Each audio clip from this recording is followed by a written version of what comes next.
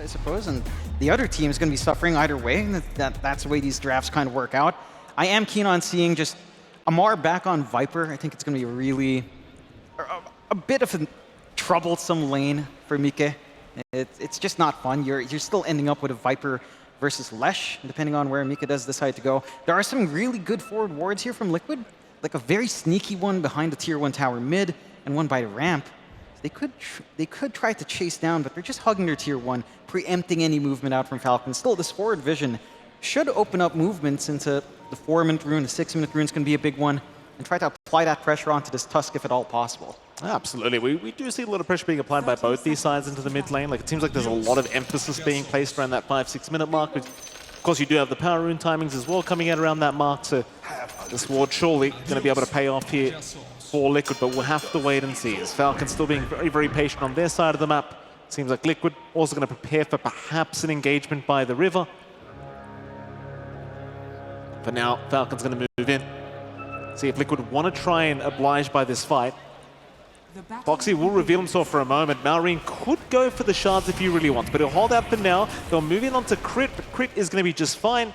It seems as though there is going to be no real chase. There was a blood grenade also thrown out, I believe, by Boxy, which will really amount to nothing.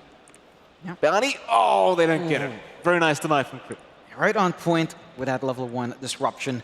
And that should set a good tone to kick off here for the side of Falcons. Just having a little bit of a lead coming out.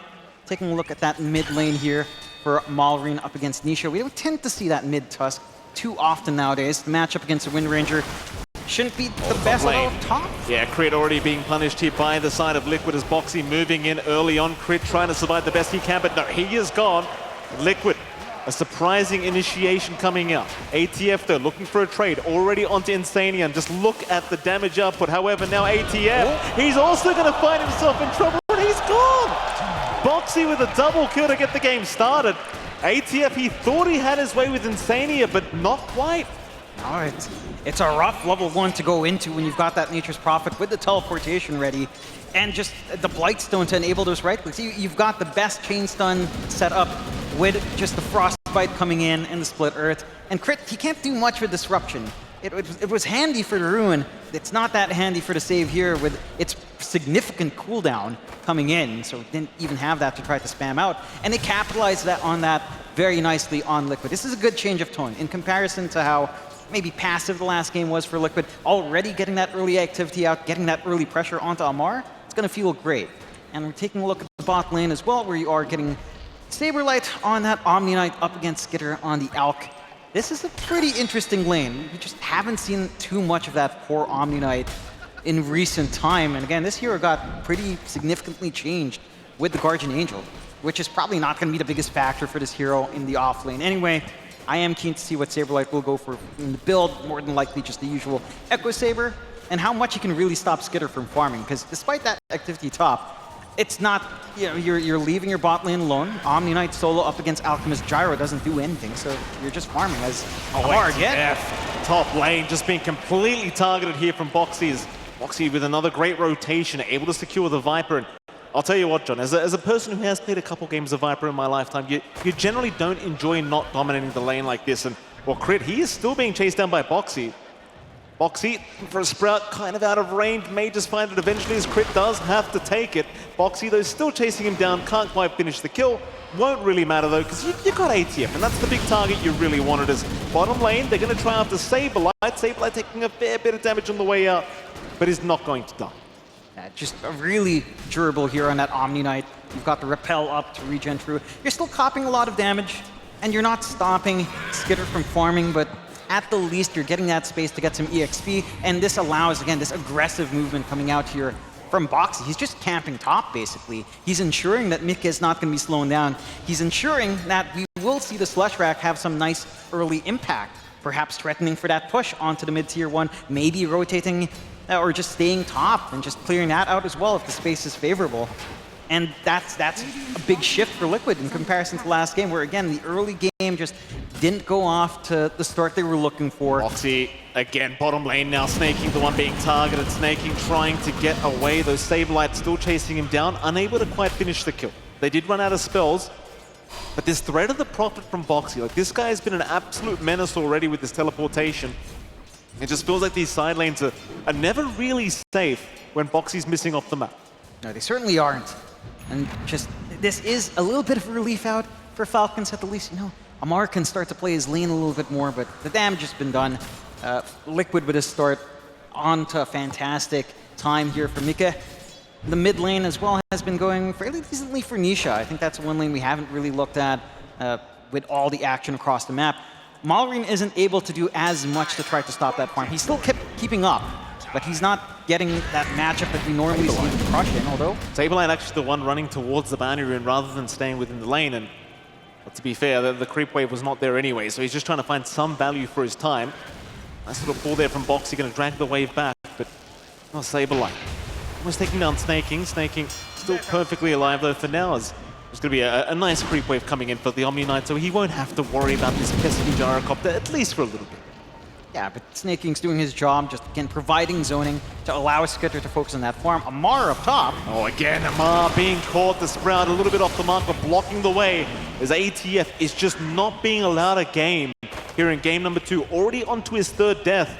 And it is literally just Boxy rotating every single time to set up, as now Crit also being caught here by Mickey. Gonna be chased down, and that'll be a double out for the Leshrac now.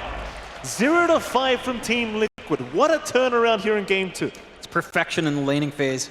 It's just all of this aggression coming in, the fact that they're not able to really collapse onto mid for Malrine as well. So they're the ones forcing the issue on Liquid to get this attention up top, which means the usual movement of Falcons onto the mid to play off the back of Malrine, it's not there. And we've seen this from Amar. His early game tends to be a little bit slower. He goes back, he needs some farm, he needs some EXP. He's not a threat until those resources are poured in, even on something like the Viper. And Liquid recognized that after the first game. Course correct really nicely. Oh, top, they're pinging at ATF again. This time though, Insania may have gone a little bit too early. Boxy is around the corner to help out if they wish, but Insania is dropping very low though. No, here comes Mickey. ATF just trying for the kill. Does get it, but it's gonna cost his own life again. 4 deaths here for the Viper.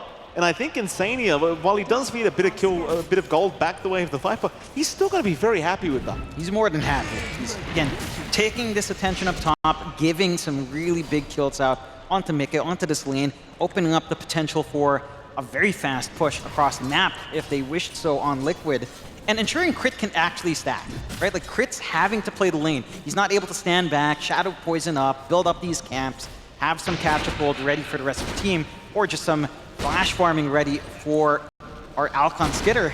You don't have those resources. The aggression from Liquid early on is just way too much. And again, throwing off this tempo, although we'll try a little bit, but Sablelight's pretty damn tanky. It feels like you're at the stage for the Omni Knight where you just can't really deal with it. As now Boxy moves in with the Sprout again, though. Snaking able to run out for now. As now Skitter continuing onto the Omni. They really want the kill, but Saberlight, he's just such a tanky boy. And they'll find a double. Snaking and Skitter both dropping as Team Liquid, they are giving nothing back the way of Falcons. Oh, just no openings. They collapse in the right part of the map. Malrine's nowhere near to try to help save. They're still trying.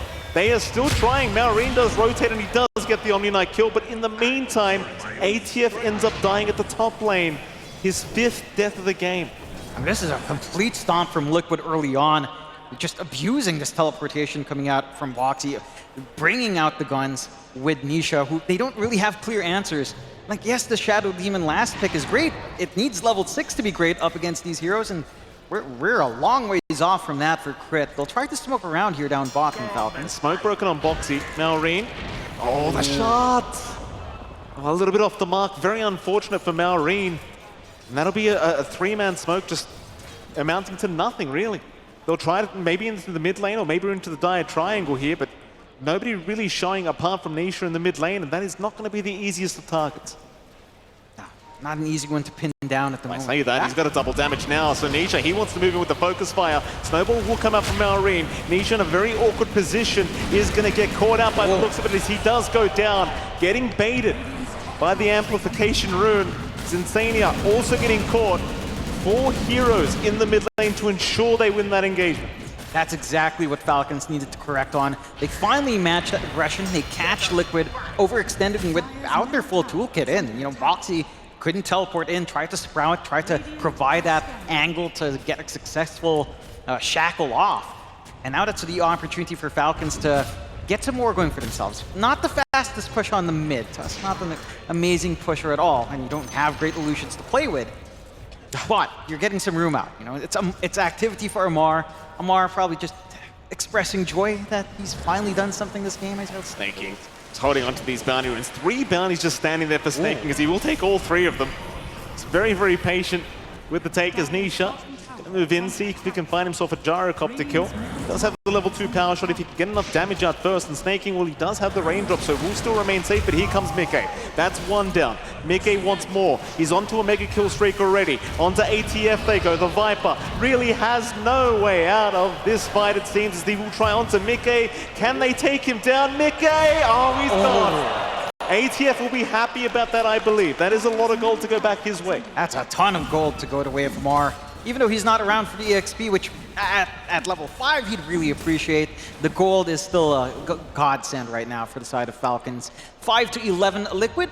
Despite all this activity, not maintaining that big of a net worth lead, less than 1K. At the same time, it's arguable that you're not getting the most from as another great kill here for Falcons if they can secure, but here comes the big fella. Here comes Saberlight, around to save the day. Nisha, he'll be fine for now. Snaking and Maureen, though, looking like they might be in a little bit of danger. Snaking will at least go down. Maureen able to walk his way out.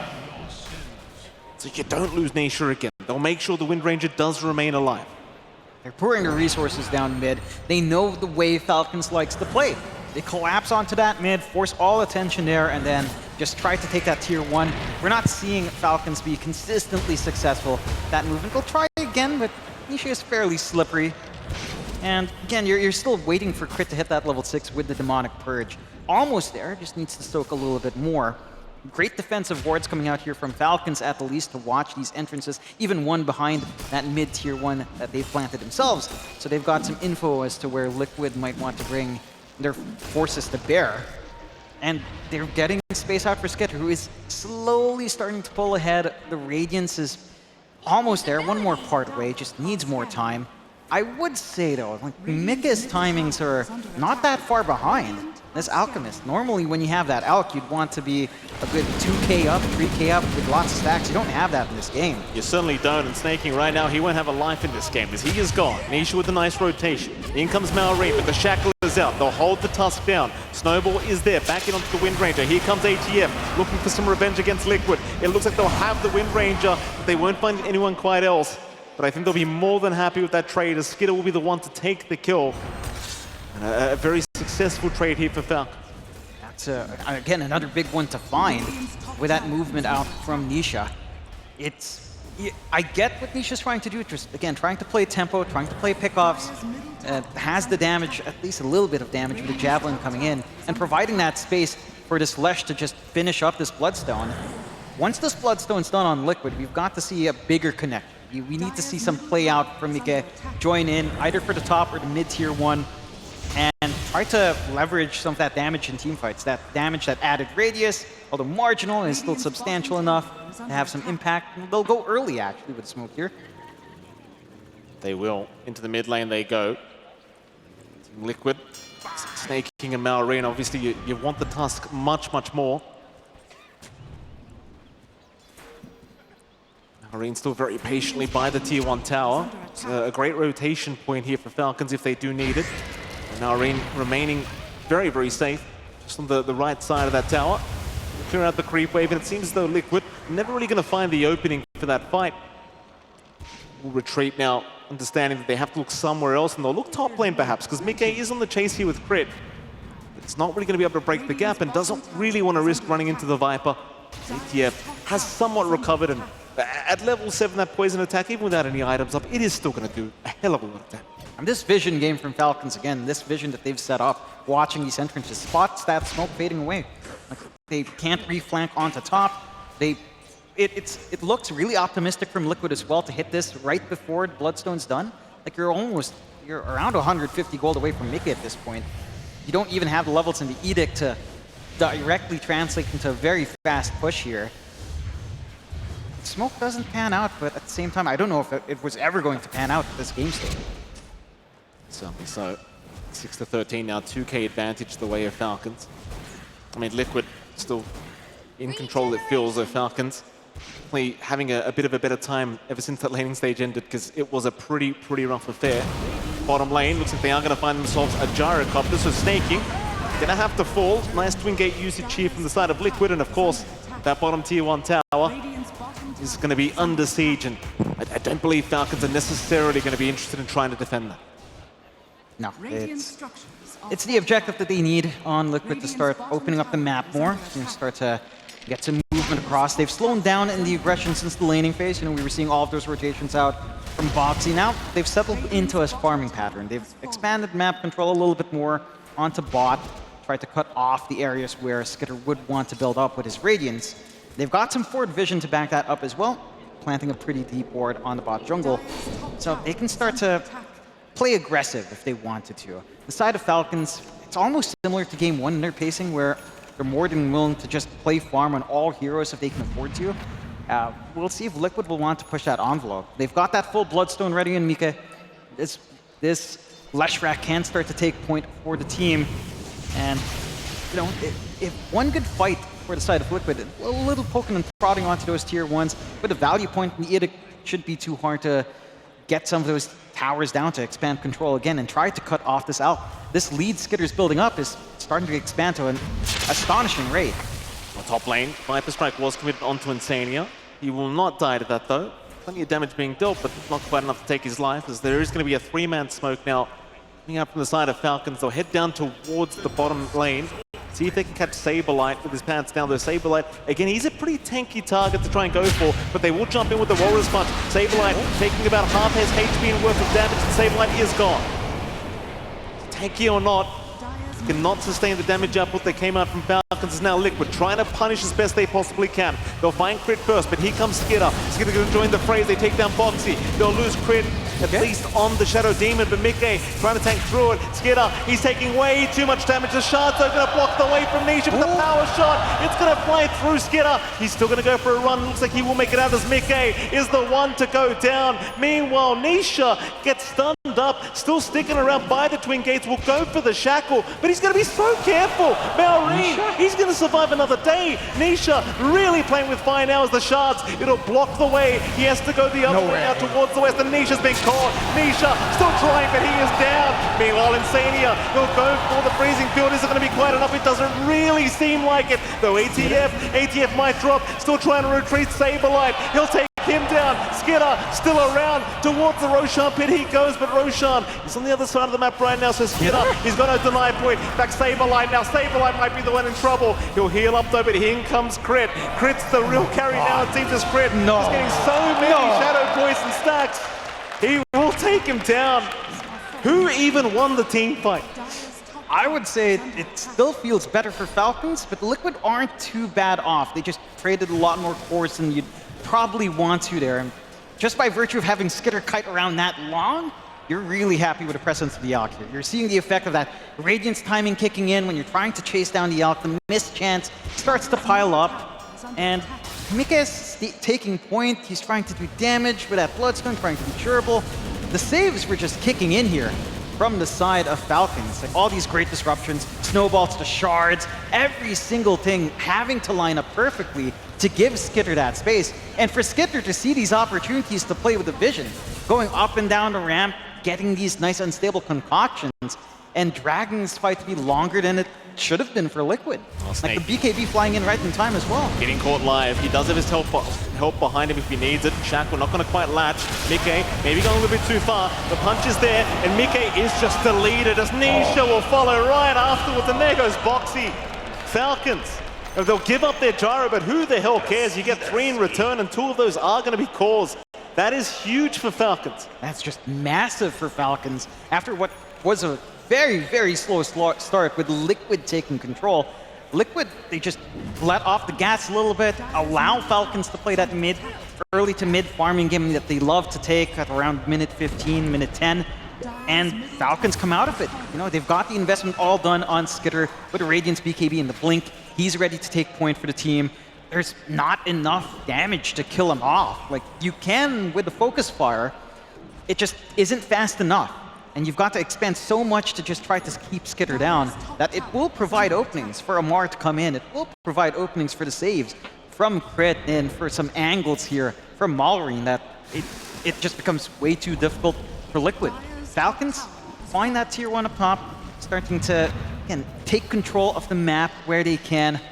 And the side of Liquid, they're waiting for more. And again, the Bloodstone from Mika, it shows up. It doesn't achieve as much as they'd want it to. You don't have additional protection. The big factor in that last fight is really the fact that Saberlight just got blown apart. So you couldn't rely on like a repel on this flash rack up front. You didn't even have Guardian Angel come into play. And you've got to be able to angle yourself here on Saberlight. He needs to play forward enough for the team, at the same time, not put himself in direct danger that he's the one blown up first. Maybe another big smoke up Falcons.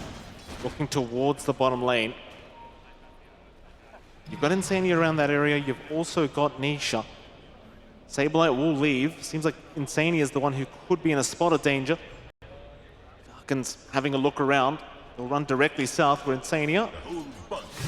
Still not showing quite under vision. Skidder going to reveal himself now. The acid spray, and that'll be enough for everybody to back out of there from Team Liquid. They are going to be perfectly fine.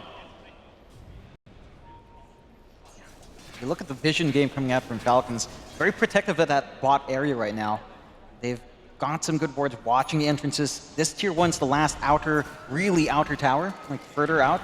Tier 1 tower here for Liquid. So it's their one launching point in trying to run down bot with this asymmetry that they've created for themselves.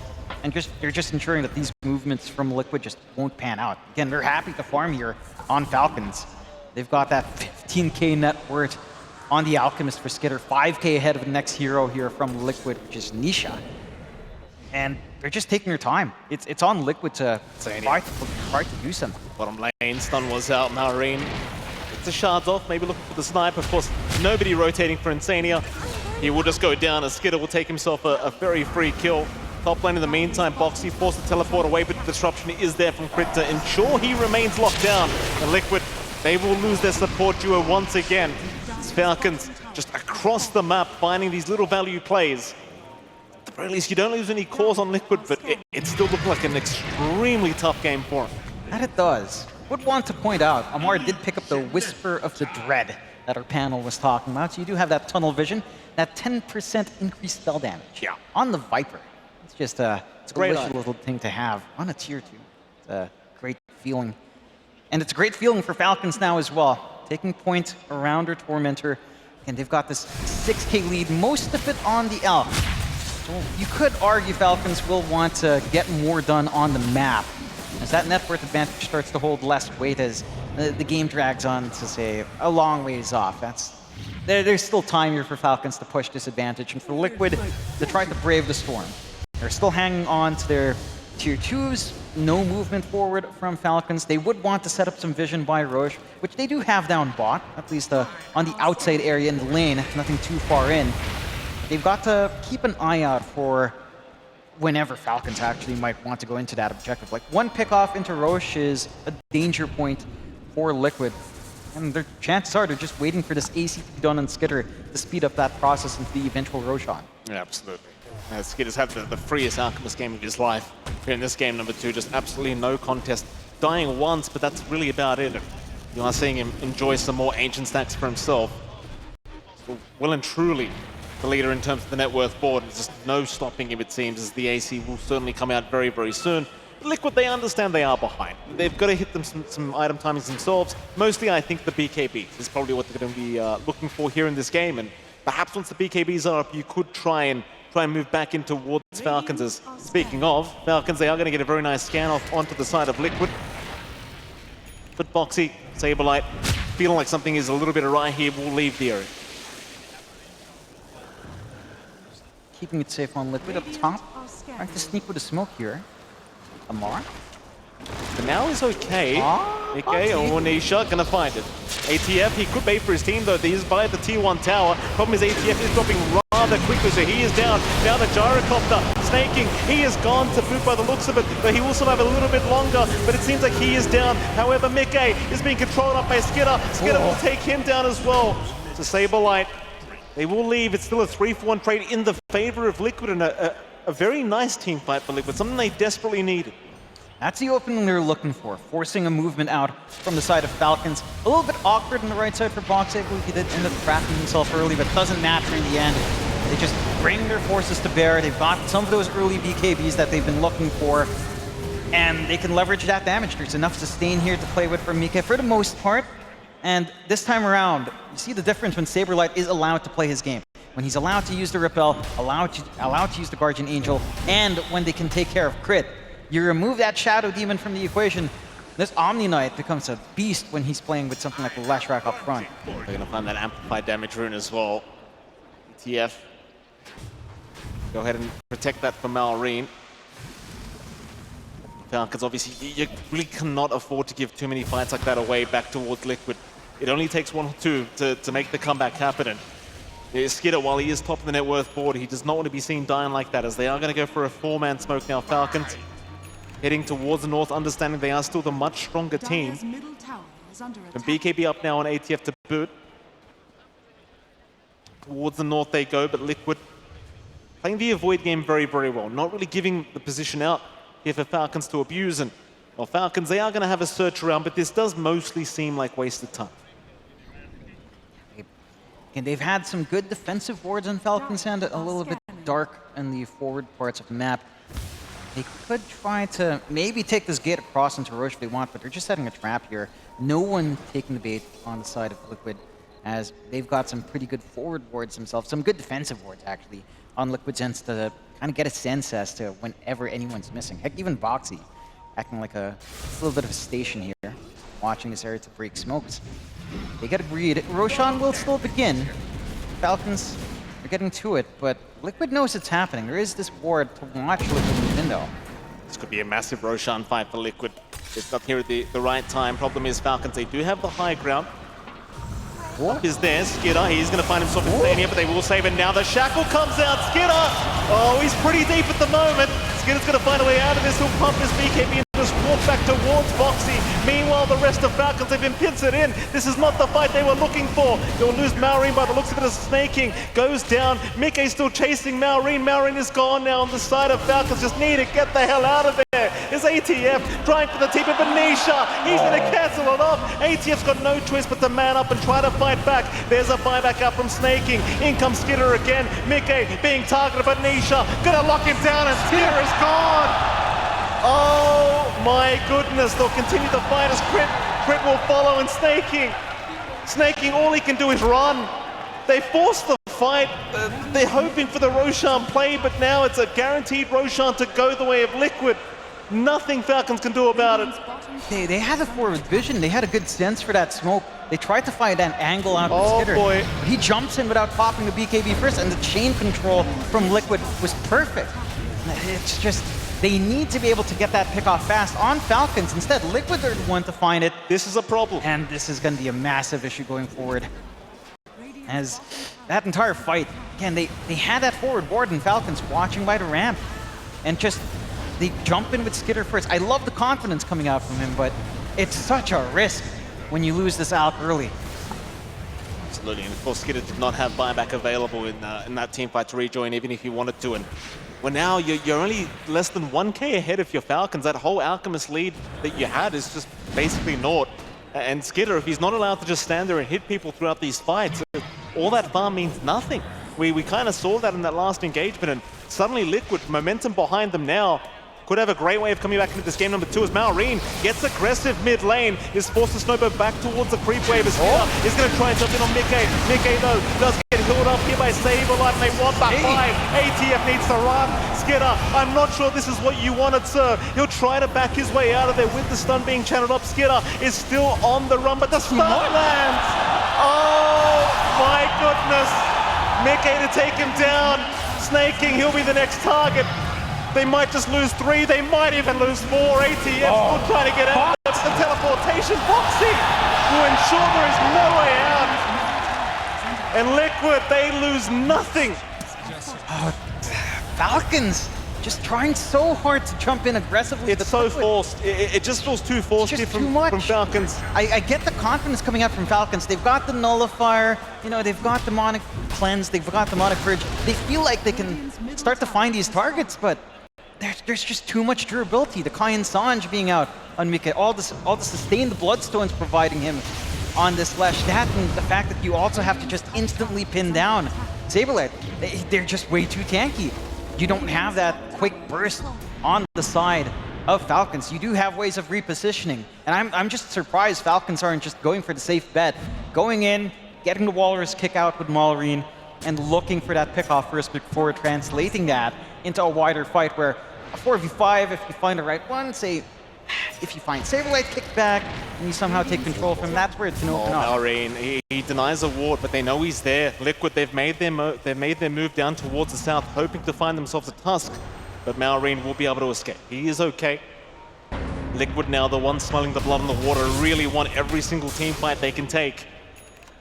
Falcons, they've got to be the ones to maybe allow Liquid to initiate first and just find a good counter initiation for themselves.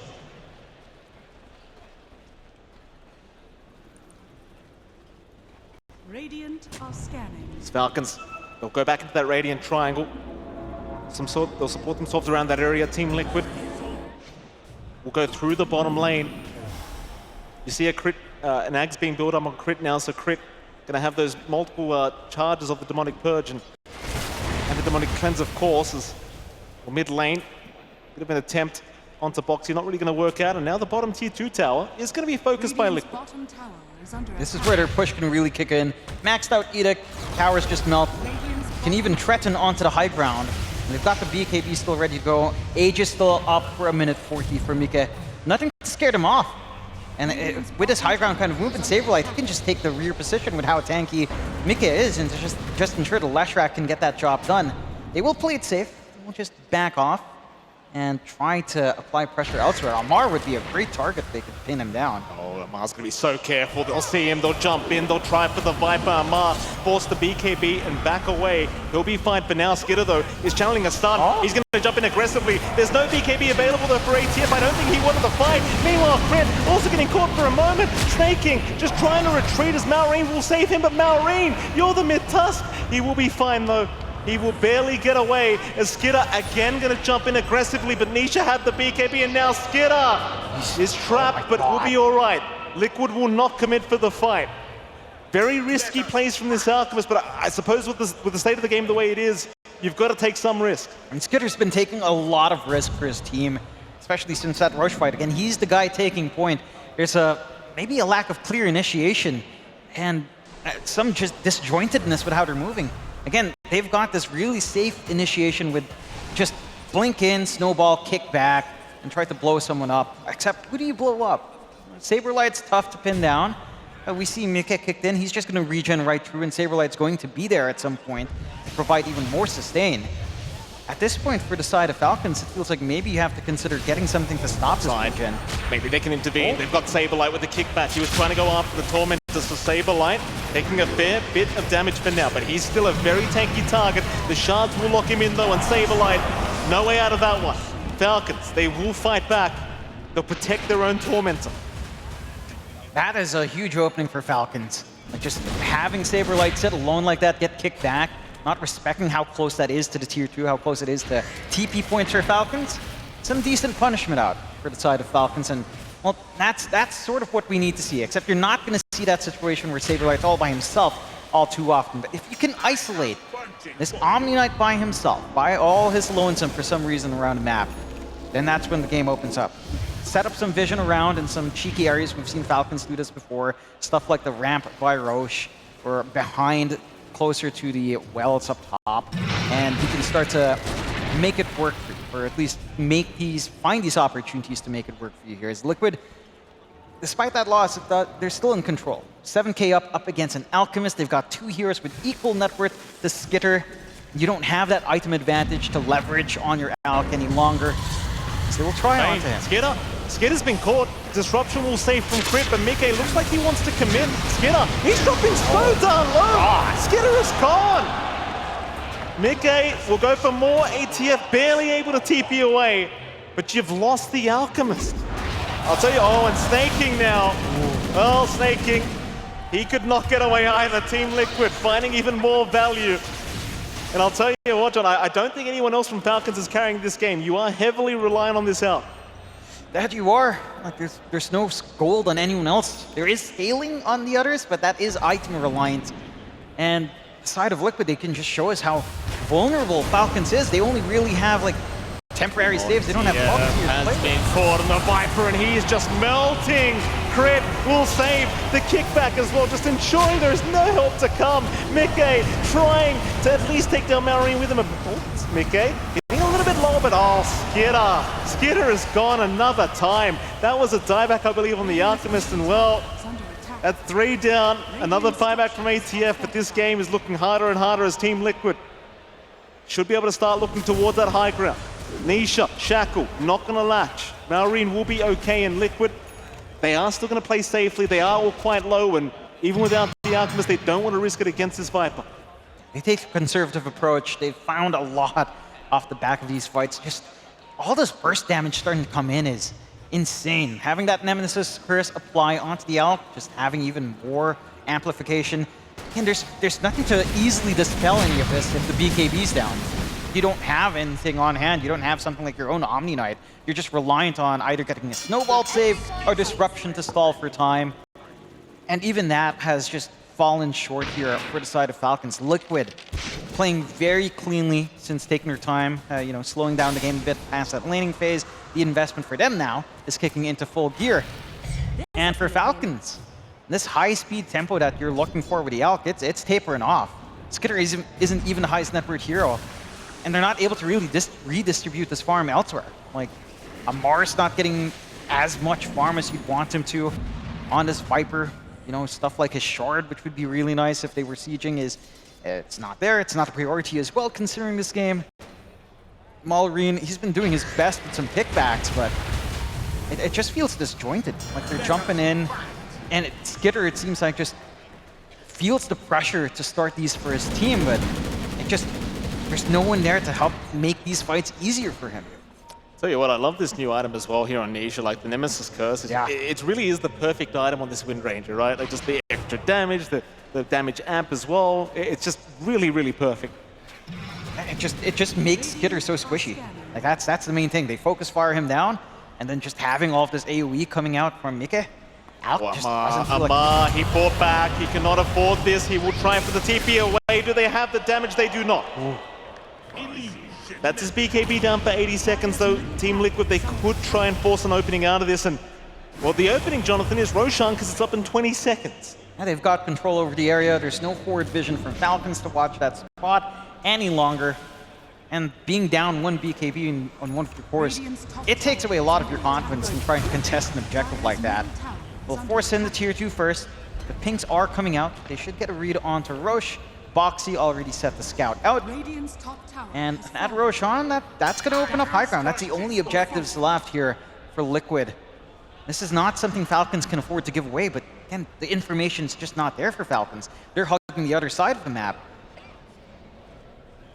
And there goes Roshan. Team Liquid, they'll get it started.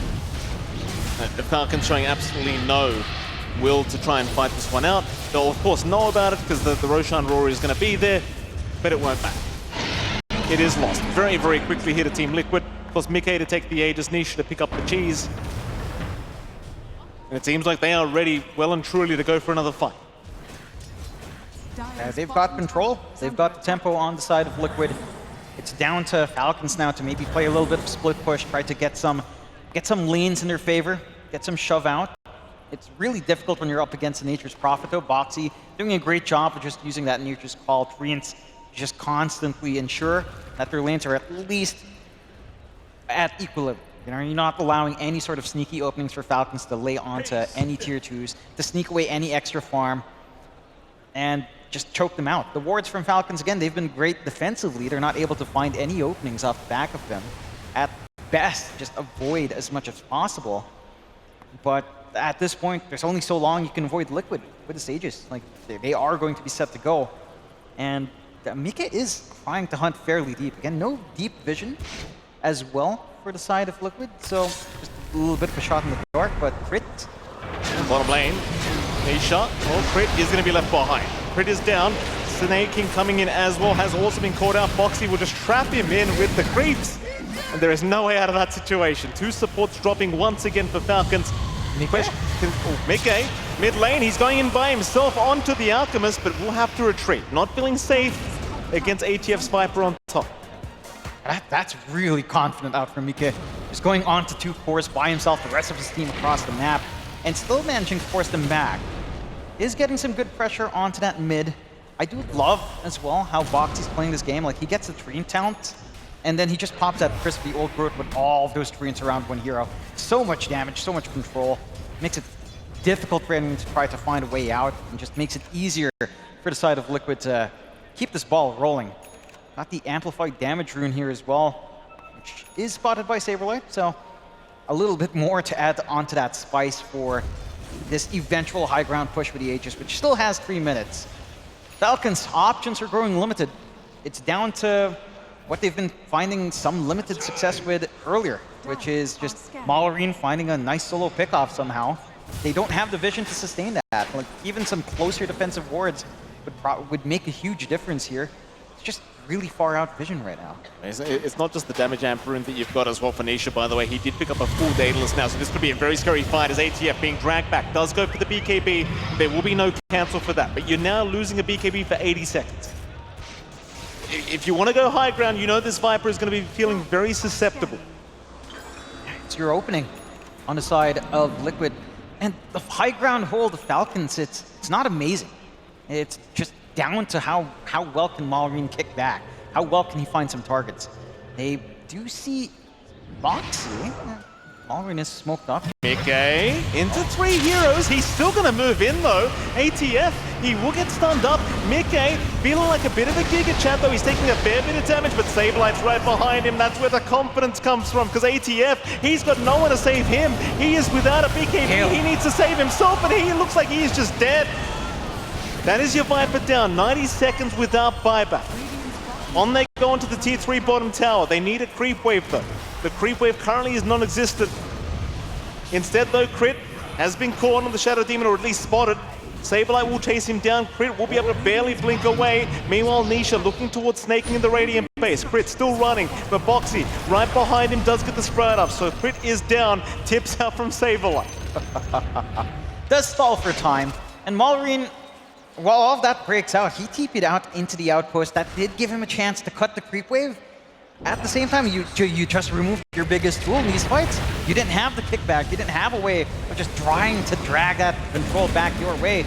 And here goes the high ground without those buybacks. Doesn't take too long for Mika to melt through it. Oh, it definitely does not. Mika will make very short work of it. Nisha there to back him up, and it's so hard when you know the Omni Knight's right behind the Lesh. It's like, how do you actually kill this guy? The answer is yet to be found here by Falcons. Still 3 versus 5, so it's not a fight they're going to try and force. They're at least going to try and wait for Crit and ATF to be back up. They'll chip away at Mickey, but Mickey has his fountain right behind him in Saberlight. Gale forces out Nisha. Oh, that's a Shackles flying out from Nisha.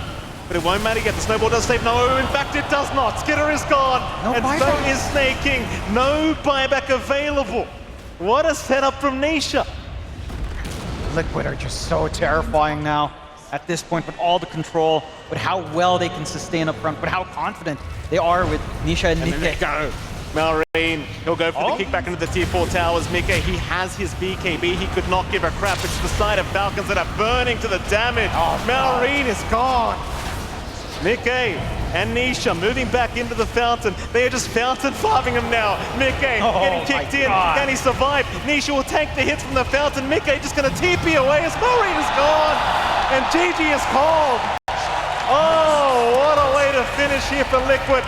We are going to a game 3. What a spectacular